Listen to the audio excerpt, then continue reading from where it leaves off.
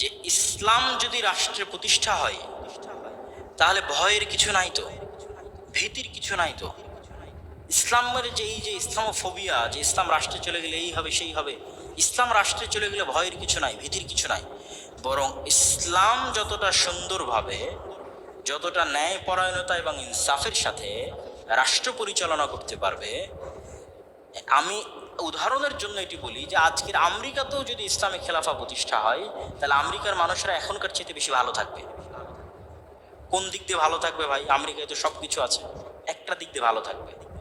আমেরিকার এখন যা সব কিছু আছে সেগুলো তো থাকবেই, আর একটা দিক দিয়ে ভালো থাকবে, সেটা হচ্ছে অর্থনৈতিক স্বাধীনতা। সুদে অর্থনৈতিক স্বাধীনতা নাই, সুদে গোলামি আছে। গোলামি পৃথিবীর সব মানুষের জন্য, ইহুদি, বৌদ্ধ, হিন্দু, খ্রিস্টান, সবার জন্য। এই জন্য আপনি ইংল্যান্ডে যান, ইউরোপে যান, আমেরিকাতে যান, মানবাধিকার আছে, কিন্তু আপনি অর্থনৈতিক স্বাধীনতা খুঁজে পাবেন না। সারা জীবন ইনকাম করে আপনি একটা বাড়ি ক্রয় করতে পারবেন না। যে কোনো প্রবাসীকে জিজ্ঞেস করতে পারেন, অর্থনৈতিক স্বাধীনতার লিমিটেশন আছে, এটি শুধু অর্থনীতির কুফল। তা আমেরিকায়, ইংল্যান্ডে, ইউরোপে যদি ইসলামী অর্থনীতি প্রতিষ্ঠিত হয় তো ওই দেশের, ওই অঞ্চলের মানুষরা অর্থনৈতিক স্বাধীনতা ভোগ করবে, অর্থনৈতিক গোলামি থেকে মুক্তি পাবে। এরকম আরো অসংখ্য পয়েন্ট আছে। তো ইসলাম রাষ্ট্রে গেলে কল্যাণী কল্যাণ, সমগ্র পৃথিবীর জন্য কল্যাণ। তো আল্লাহ সুবহানাহু ওয়া তাআলা আমাদেরকে